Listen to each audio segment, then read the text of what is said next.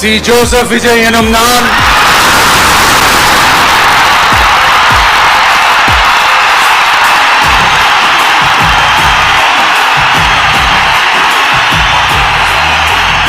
சட்டப்படி அமைக்கப்பெற்ற இந்திய அரசியல் அமைப்பின்பால் உண்மையான நம்பிக்கையும் மாறா பற்றும் கொண்டிருப்பேன் என்றும் இந்திய நாட்டின் ஒப்பில்லாத